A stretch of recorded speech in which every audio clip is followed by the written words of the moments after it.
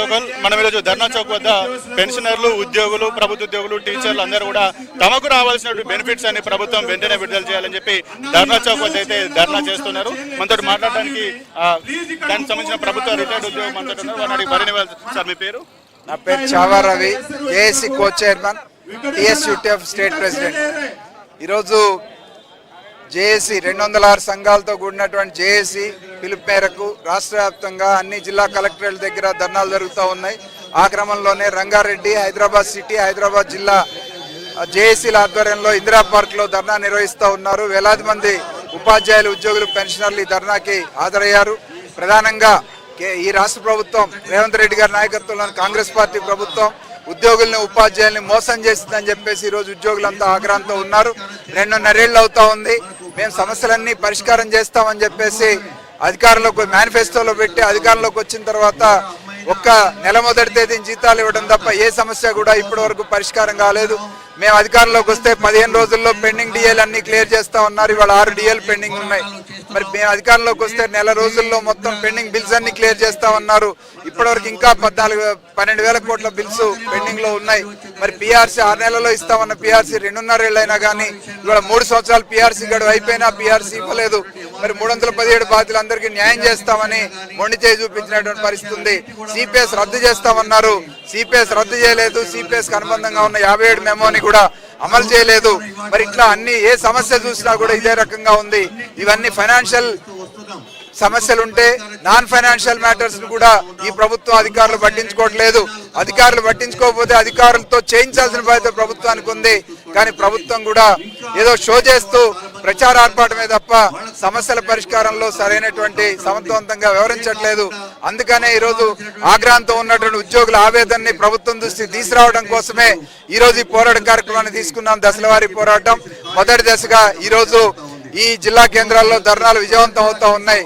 రెండో దశ సెప్టెంబర్ 10వ తేదీ ప్రభుత్వం నుంచి స్పందన లేకపోతే సెప్టెంబర్ 10వ తేదీని రాష్ట్ర స్థాయిలో మహాధర్నా కార్యక్రమాన్ని నిర్వహించి ఆ తర్వాత అవసరమైతే సమ్మెకు కూడా ఉద్యోగులు, ఉపాధ్యాయులు సిద్ధంగా ఉన్నారనేటువంటి విషయాన్ని తెలియజేస్తాం.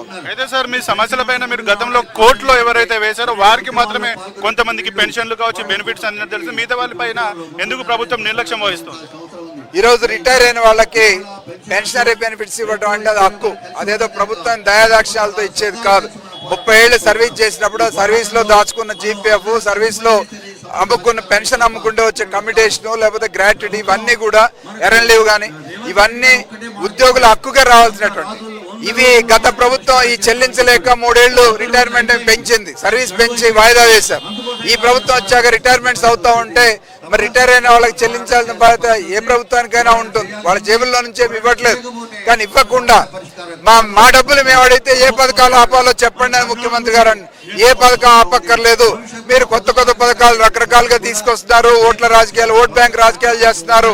ఈ సందర్భంలో ఉద్యోగులు, ఉపాధ్యాయులకు ఇవ్వాల్సినటువంటి మొత్తాన్ని తప్పనిసరిగా వీళ్ళకి ఇవ్వాల్సినటువంటి బడ్జెట్ లో ప్రొవిజన్ కల్పించి వీళ్ళకి ఇవ్వాలని చెప్పేసి అది మా హక్కుగా రావాల్సినటువంటివి. కాబట్టి ప్రభుత్వం ఇవ్వాలనుకుంటే మనసు ఉంటే మార్గం ఉంటుంది. అందుకని ప్రభుత్వం ఆ రకంగా మనసు చేసుకొని విజ్ఞత ప్రదర్శించి మా సమస్యలని పరిష్కారం చేయాలి, మా పెండింగ్ బిల్స్ అన్ని క్లియర్ చేయాలని చెప్పేసి డిమాండ్ చేస్తాం. సార్ మీరు గతంలో ప్రభుత్వం దృష్టికి, ప్రభుత్వ సంబంధించిన మంత్రుల దృష్టికి కూడా తీసుకెళ్ళినప్పుడు వాళ్ళు ఎట్లా స్పందించారు? ఎందుకు మిమ్మల్ని కావాలని చెప్పి? ఎందుకంటే గత అనతి కాలంగా కూడా మీరు ప్రభుత్వ రంగంలో ఇటు విద్యార్థులను బయటికి భవిష్యత్తుని తీర్చిదిద్దడంలో కావచ్చు, ప్రభుత్వ రంగంలో ఉన్న ప్రభుత్వ అధికారులు పథకాలను ప్రజలకు అందించేటువంటి మిమ్మల్ని ప్రభుత్వం ఎందుకు ఇంత నిర్లక్ష్యంగా చిన్న చూపు చూస్తుంది? జేఏసీ ఆధ్వర్యంలో గత 2 సంవత్సరాల కాలంలో ఇప్పటికి 3 సార్లు మేము పోరాటాలకు పిలిపించిన ప్రతిసారి ముఖ్యమంత్రి, ఉప ముఖ్యమంత్రి చర్చలకు పిలవటం, కేబినెట్ సబ్ కమిటీ అని, ఆఫీసర్స్ కమిటీ అని వేసి మాతో చర్చలు జరిపి సమస్యలు పరిష్కారం చేస్తామని నమ్మబలికారు. చివరికి మమ్మల్ని మోసం చేశారు. ఈరోజు చెప్పినటువంటి ముఖ్యమంత్రి చెప్పినా, డిప్యూటీ సీఎం చెప్పినా, అధికారులు చెప్పినా, ఎవరు చెప్పినా కూడా సమస్యలు పరిష్కారం చేయలేదు. అందుకని మే 2వ తేదీన ముఖ్యమంత్రి గారు, మే 1వ తేదీ డిప్యూటీ సీఎం, మే 2వ తేదీ సీఎం స్వయంగా చర్చలు జరిపి హామీ ఇచ్చిన సమస్యలు కూడా ఇప్పటి వరకు పరిష్కారం చేయలేదు. అందుకనే జేఏసీగా వెక్స్ అయిపోయి ఈరోజు ఈ పోరాట కార్యక్రమాన్ని తీసుకున్నాం. ఈసారి చర్చలు కాదు, సమస్యలు పరిష్కారం అయ్యేదాకా, జీవోలు వచ్చేదాకా ఈ పోరాటం కొనసాగించాలనేది మా ఆలోచన. Thank you.